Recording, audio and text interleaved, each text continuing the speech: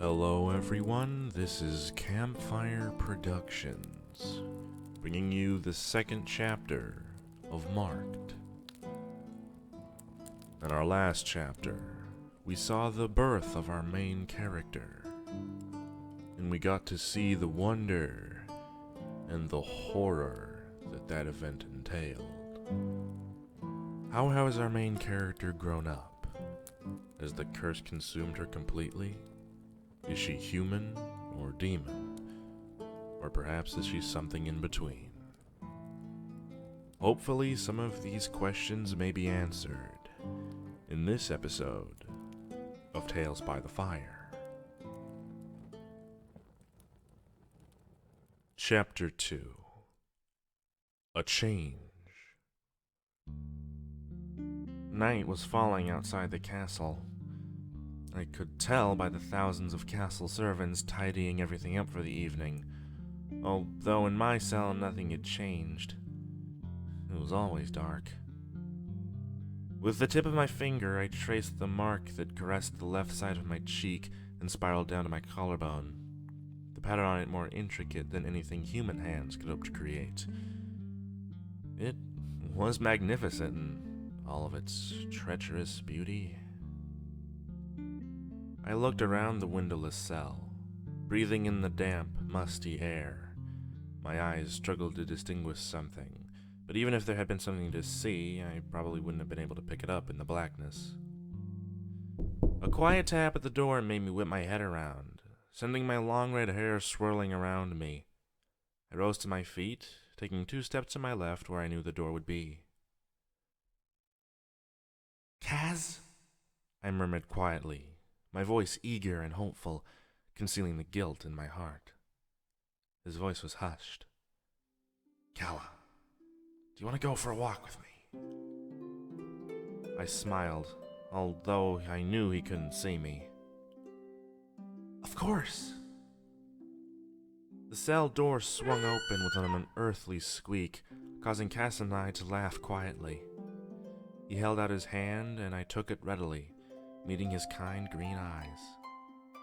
He tossed a set of keys into his pocket as he kicked the door closed behind me.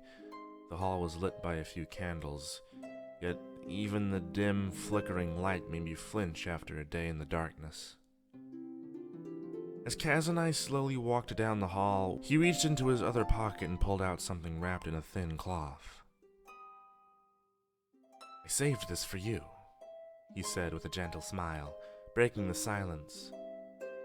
Pulling my hand from his, I unwrapped the cloth and found a fruit-filled pastry he must have saved from dinner.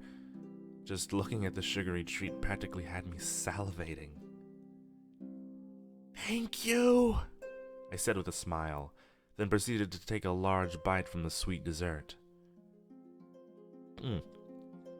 "So what happened today, Prince?" I asked, smiling. "Anything new in Veraki?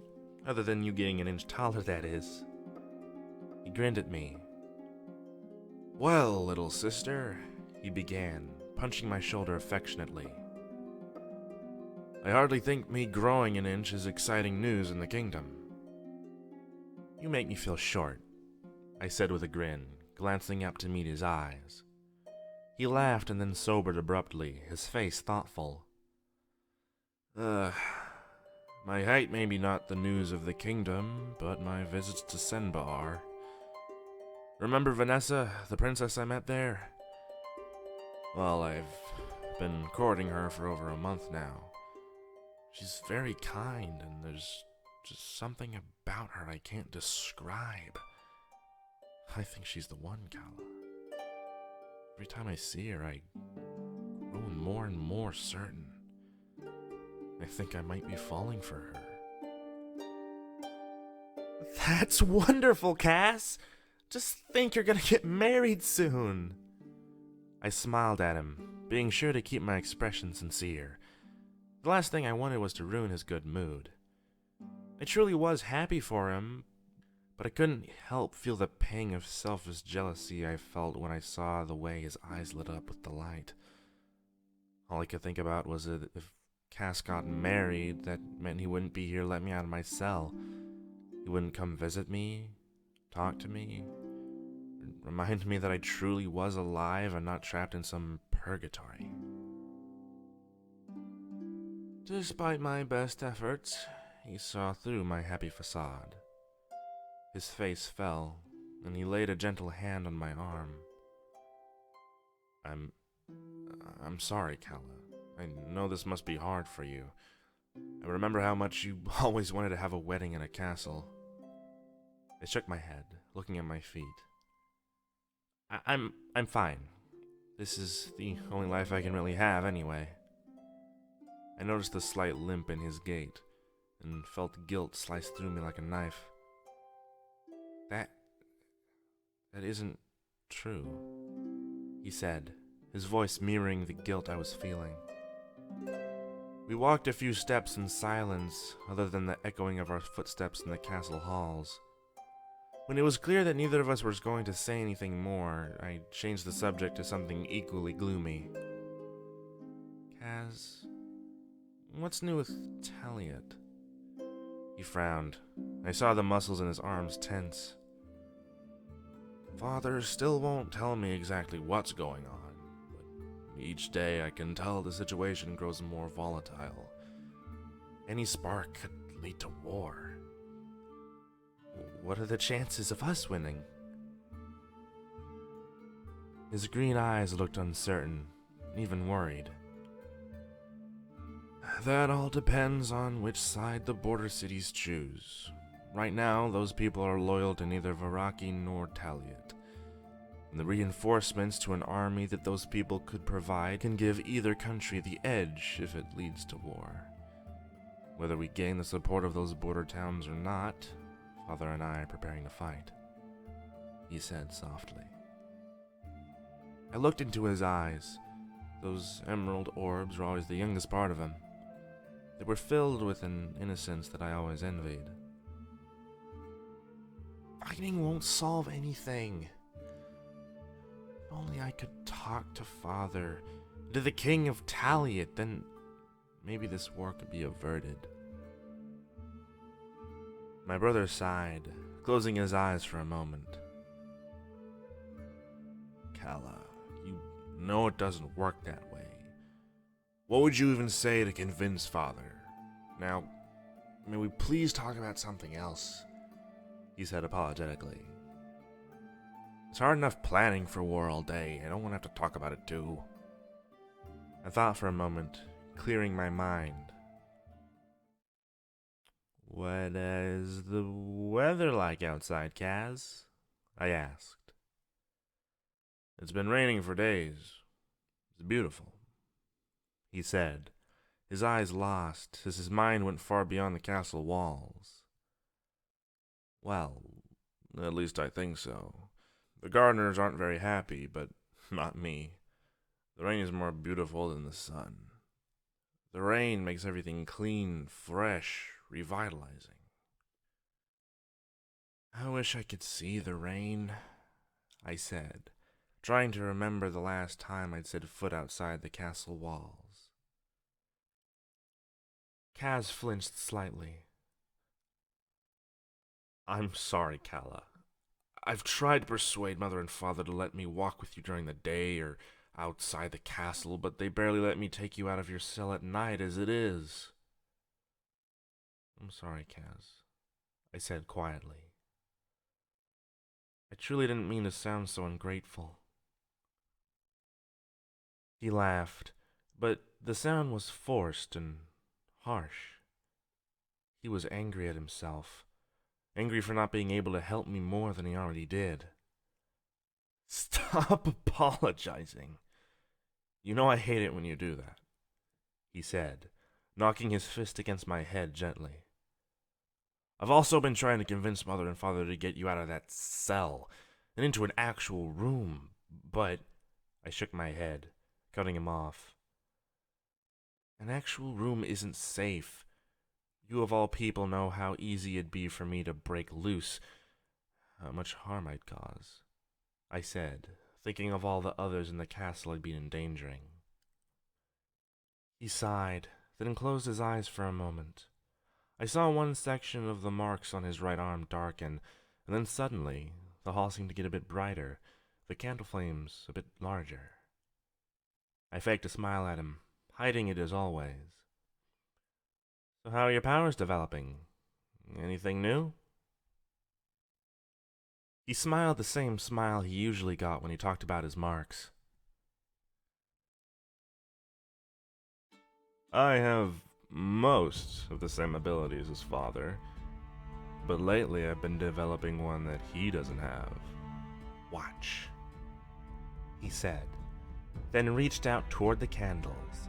The mark on the right side of his neck darkened, and suddenly the flames from the candles were flying toward him, and the hallway was dark, except for the ball of fire that he held as if it was in his hands, floating in the air just a few inches from his flesh.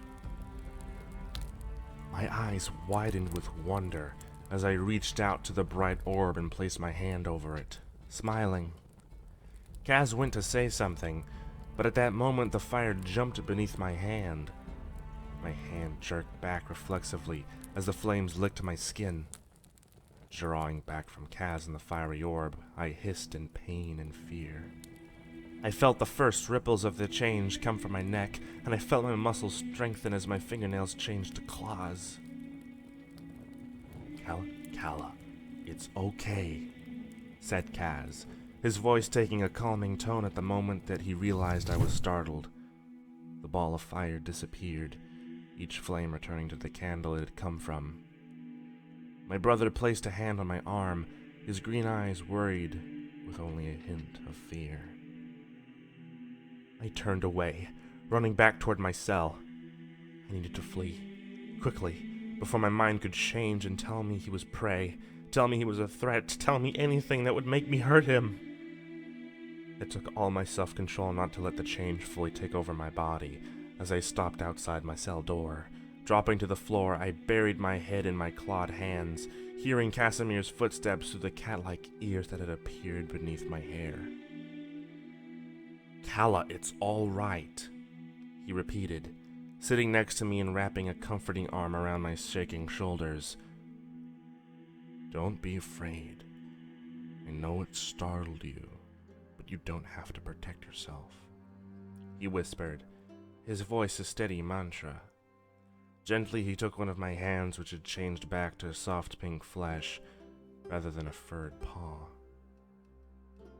He flipped it over to look at my palm, which had been burned. He smiled softly, his fingers resting on the smooth, unmarked skin. You're already healed, see?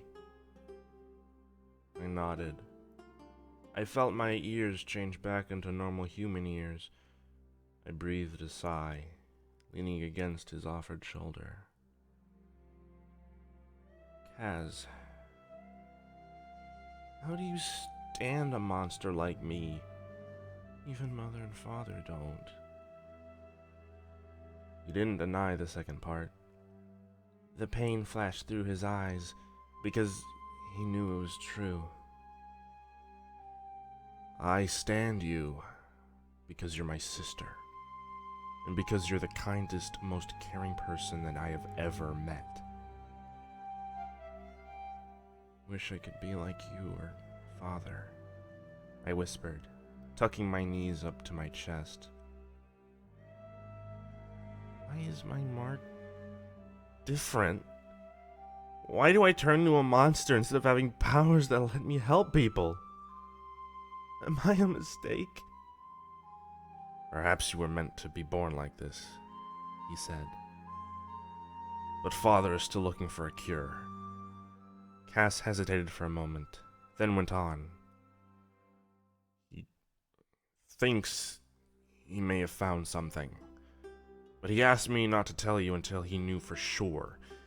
He told me this a week or two ago. Really? I asked, looking up to his gentle face, hope flickering in my chest for the first time in years. In the kingdom of Kokoba to the east, one of the king's sons has supposedly developed a power to remove marks. Kokoba is very well known for its marks for healing powers, so perhaps they really can help. That's what father told me anyway. He's going to see if the rumors are true first, but He and Mother are hopeful. I wouldn't have to turn into a beast anymore, I said with a smile. I rose to my feet, gently pulling Kaz with me. I knew he needed to go. Our time together for the night was up. "Good night, Kaz," I whispered, pulling him into a hug. His crisp linen clothes reminded me of the musty scent that clung to my tattered dress. Everything about him was clean and refined. It was as if we were from completely different worlds. With a sigh and a tousle of his red hair, I stepped into my cell and closed the door behind me. "Good night, Kala," he said, his voice quiet, barely audible above the sounds of the various locks on the door being securely bolted. As his limping footsteps faded, I curled up on the rough excuse for a cot in the corner, closing my eyes. A cure. It had always been my dream, and now, perhaps, after 18 years, it would finally be my reality. I walked amid the dark castle halls by myself, looking for someone. The candles were giving off too much smoke, and my lungs burned as I trudged onward. I opened my mouth to call out, but I couldn't remember the person's name, yet I could hear the voice calling me. Callista, Princess of the Great Land Varaki, heed my voice. You must leave this castle, or my plan will fail. You cannot remain here, child. Where shall I go?" I cried, my voice faltering as the smoke whirled around me. I had to keep going. I had to find the source of that powerful voice, but someone grabbed me, and I fell back away from the source. "No!" I shrieked as the voice trailed away. I struggled to get away from my captor, and I felt my incisors and my fingernails change. I slashed out with a feral snarl, my lips curled back in rage. I sat upright in my cell, my heart pounding and a sweat trickling down my back. Immediately, I looked at my hands and watched the claws recede. "Dreams," I muttered, wondering what time it was. A knock on the door made me leap to my feet, my body tense and jumpy. "Miss Kala," came a familiar voice, making my heart go back to its usual pace. "Would you like your breakfast?" "Oh, come in, Nikolai," I called to the faithful advisor of my father. The door opened, flooding the small room with light. Nikolai came in, his hair as red as the flames that kept the castle illuminated. His glossy red hair and green eyes were typical of a citizen of Varaki. Smiling, he held out a plate, heaped with eggs, bacon, and a few slices of bread. "I saved you the best from the morning's meal, Princess." "Thanks, Nikolai," I said, smiling back at him. It always surprised me that this amiable man could also be the head of the military. Perhaps, like me, he also had a darker side to him. He tucked his luxurious embroidered green cloak behind him, reminding me again of my tattered dress, which smelled dank. Could you possibly find me a change of clothes?" I asked him. "Of course, Princess. I'll send a servant by later to pick up and bring you a new dress. Or perhaps would you prefer leggings? I hear they're in style with girls now who desire a more practical look." "That would be nice. Thanks, Nikolai." With his crooked smile that matched his crooked nose, he closed the door, and darkness filled the small cell. A few minutes later, after I had scarfed down the lukewarm breakfast, another knock sounded at the cell door. I expected a servant, but to my surprise, it was Nikolai again. He opened the door after I had responded, gesturing silently with his hands in excitement. "Just spit it out, Nikolai," I teased. "You know how foolish you look when you wave your hands around like that." He laughed, relaxing slightly as he bowed. Then he spoke, his voice calm once more. His Majesty, King Alaric Varaki Baramont III, requests an audience with you, Miss Callista. Please, do not keep the king waiting. I blinked in shock, and he stepped back as two female servants entered the cell.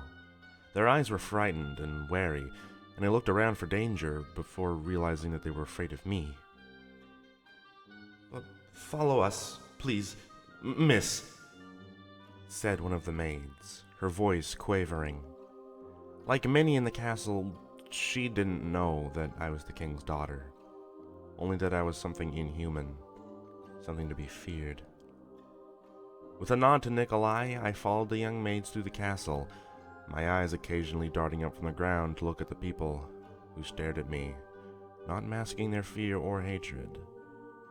Their gazes felt like arrows being driven in my heart, but I followed the maids without a sound. I entered the dressing room, which would have probably been mine if I hadn't been born a monster. I washed with a basin of warm water, feeling the grime rinse away. Then the maids clenched up an uncomfortable corset and helped me into a fancy and unfamiliar dress. They arranged my hair as I sat, feeling useless and staring at the stranger in the mirror. I hadn't seen my reflection in years. The hazel eyes stared back at me, and they looked apprehensive, even frightened.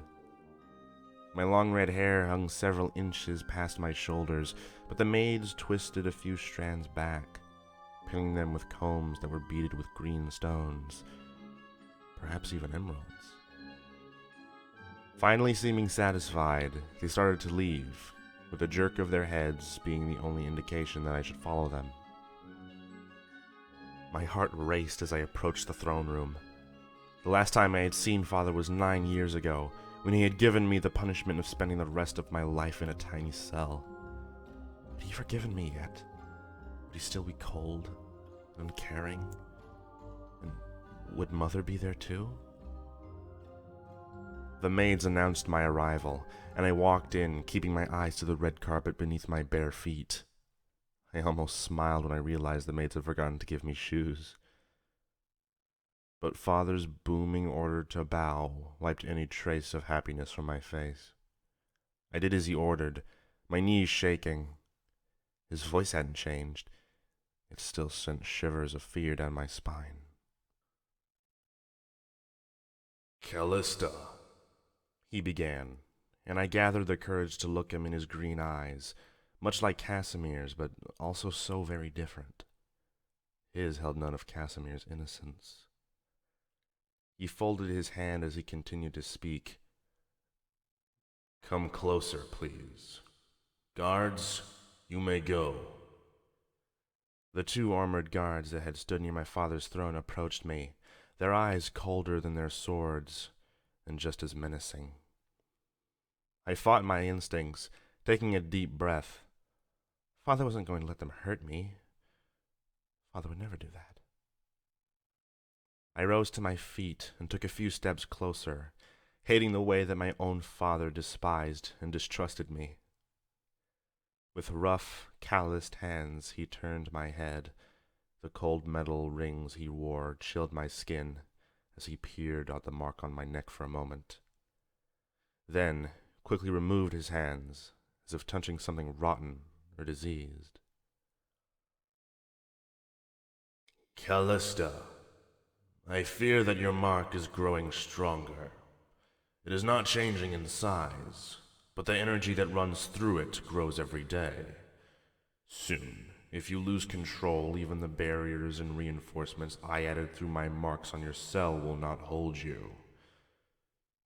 I will not let you hurt Casimir again. Father, I tried to speak, but he cut me off with a glare. However, I believe I may have found a way to prevent all of this from ever progressing that far. In the kingdom of Kogaba, An heir to the throne may have discovered how to remove marks. It hasn't been confirmed yet, but it may be your only chance. I would try anything to get rid of this curse, I said. When may I leave? I have already arranged that you leave tomorrow. I have ordered some maids to prepare you a traveling bag, and I have also hired a bodyguard. I shook my head. Father, it would probably be safer if I didn't have a bodyguard.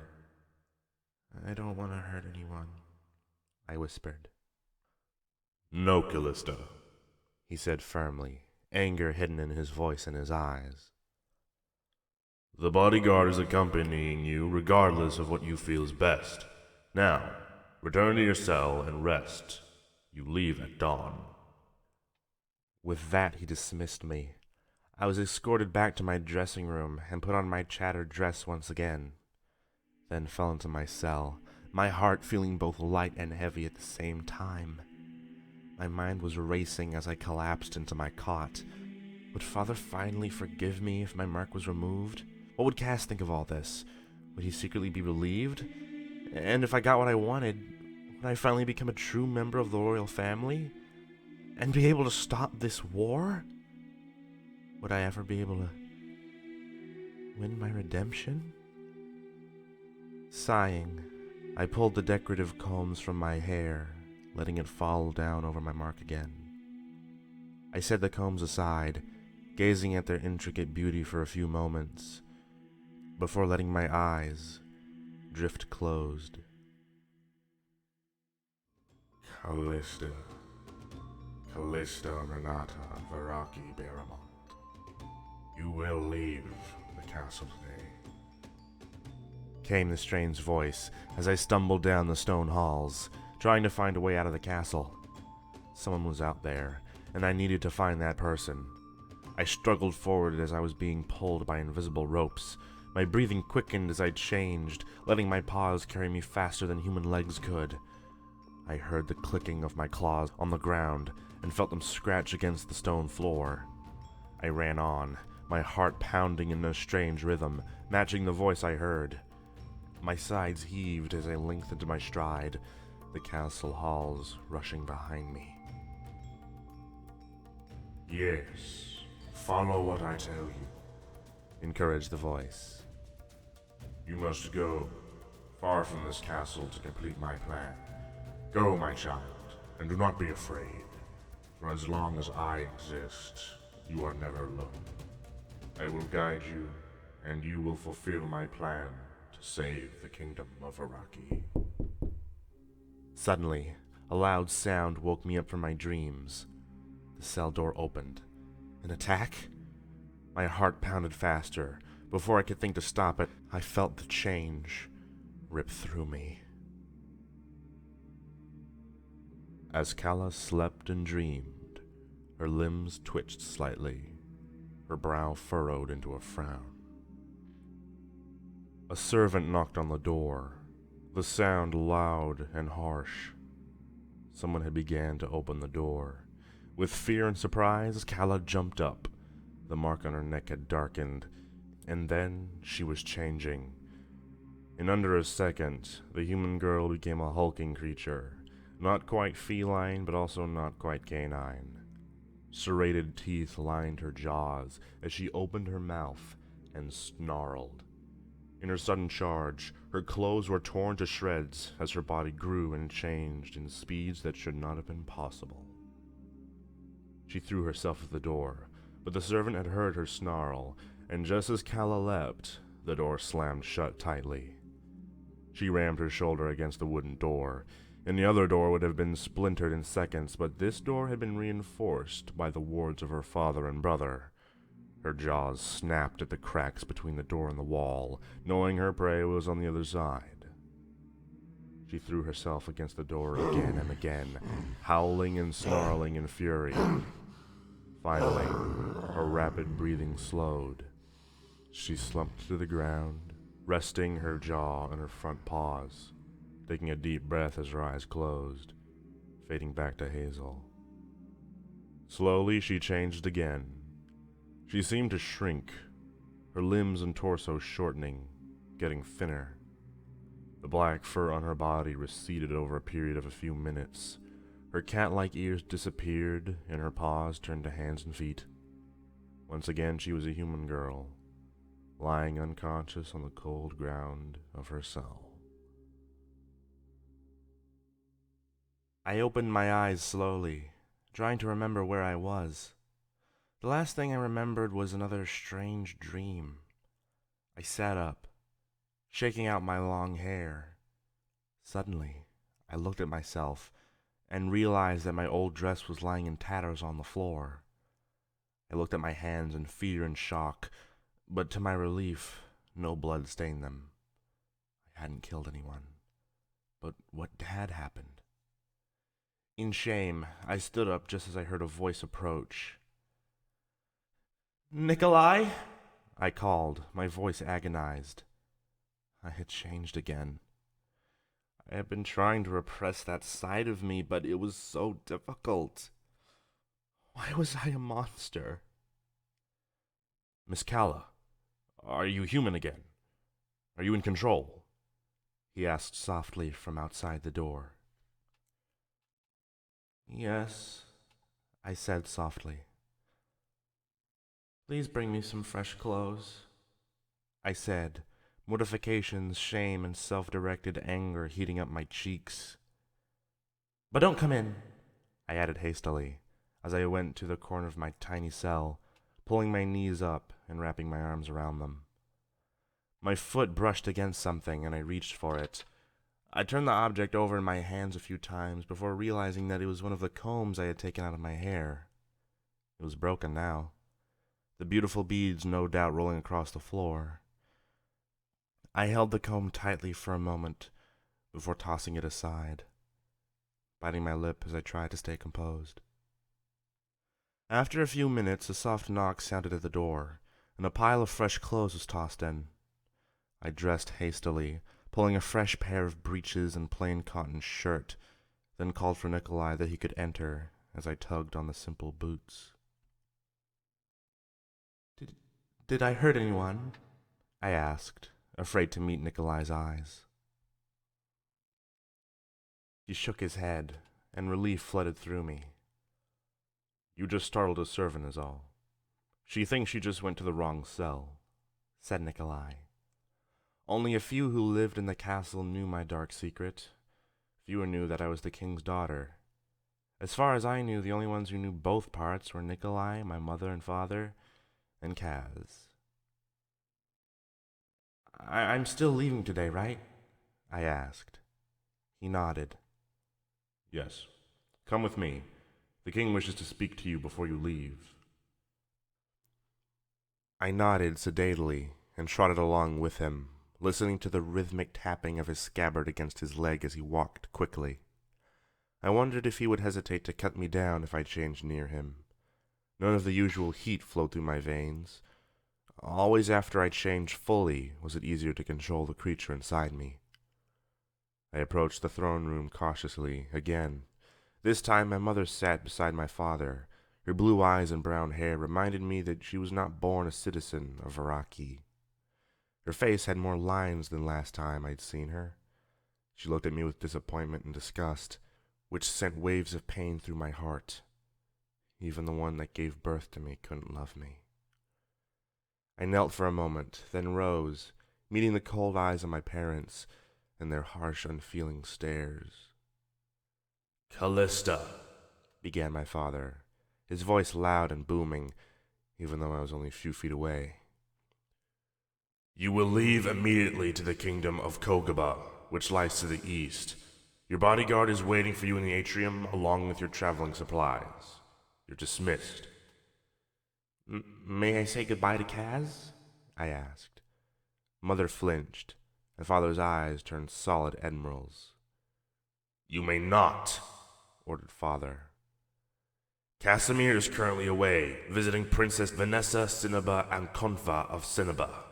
I see no need for goodbyes, since you will be returning around 2 months from now. Now, go. Your guard is waiting." There was something strange in his voice, but but I couldn't quite pinpoint exactly what it was.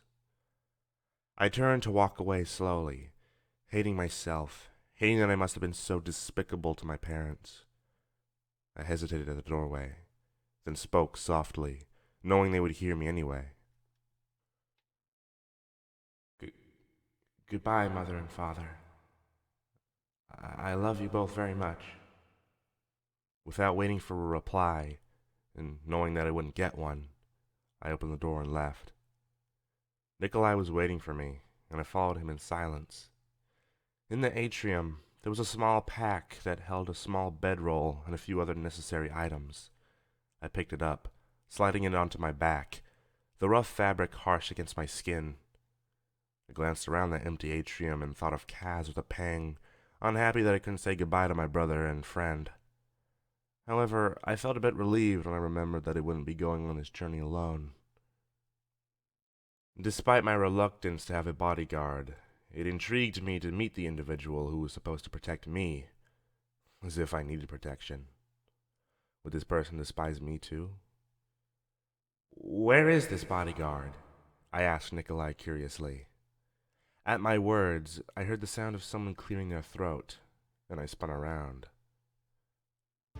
There, in the shadow of a tall column, was a man, perhaps 21 or 22 years old. He was tall, lean, and muscular, but in a practical and not overdone way. He wore simple black clothing with an overcoat strewn over his shoulder and a large broadsword strapped to his back. His hair was black, but it was so dark that it almost seemed to have a bluish tint to it. His face was well defined, and his jawline neatly chiseled. His eyes were clear and crystal blue, different from my mother's. They reminded me of a pool of water that I had seen before I was imprisoned. Cool and clear, yet beautiful. Nikolai introduced me, his voice sounding proud, I realized in surprise.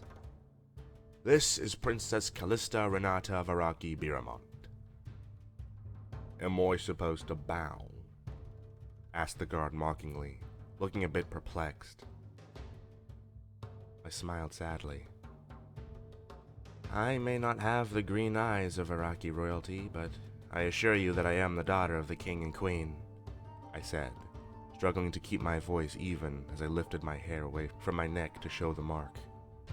Nikolai spoke, his voice coming out rushed. Your father saw it fit to explain to the guard the nature of your mark, Miss Kella. I nodded, judging the reaction in the dark-haired guard's eyes. They didn't change, to my surprise. He was skilled at hiding his emotions. Pardon my ignorance, princess, he said, bowing his head, but his deep voice had an arrogant undertone, as if he hated to surrender to anybody, no matter in what way. Just call me Kalla, I said, hating the title of princess. It wasn't as if I was the heir to the throne. My name is Dante Kianye, he said, staring me directly in the eye, which was unsettling, but I refused to look away. He smiled slowly, then turned to Nikolai. I suppose we should get going then. This is a long trip. Nikolai nodded. Bye, Kalla, he said, clasping my shoulder for a moment. Then he turned and left, leaving me alone with the mercenary. Let's go, he said simply, then led me to the main castle entrance. The guards there opened the huge doors, and suddenly sunlight filled my vision for the first time in years. I winced at the searing light, standing still for a moment. Dante walked on, not bothering to wait for me. I trotted up behind him, fascinated by the way the sun made his hair look like it even had more of a bluish tint. I fell in step next to him, looking at the rolling hillside that surrounded the grand castle I'd lived in all my life. I felt like a small child as I marveled at the grass, which I had remembered quite inaccurately. The smells flooded my nostrils, the scent of grass, of flowers, of animals, of everything around me. The sounds filled my ears, the sounds of birds singing, the sound of wind, the sound of footsteps in dirt instead of stone. We walked quickly, and after only a few minutes I saw the capital in the distance. I eagerly quickened my pace, excited to see a city. My legs loved to be able to extend fully, my muscles longed for exercise. I lengthened my stride easily, eating up the soft ground in front of me. I broke into a run, my scarlet hair whipping behind me. "Oi!" shouted a voice. I looked back. Dante was still walking, his face set and emotionless. "We aren't going to the capital, it's too dangerous right now. We're going around it." He didn't even slow down as I jogged over toward him, feeling disappointed. "Just because you're outside doesn't mean you get to act like a fool," he growled, not even pretending to scold me. It was simple anger in his voice. "And don't stray off like that, unless you're looking to get killed. Things aren't safe around here." I nodded dully and matched his pace again. We walked in silence, and I didn't attempt to make conversation with the serious bodyguard. This would be an interesting journey.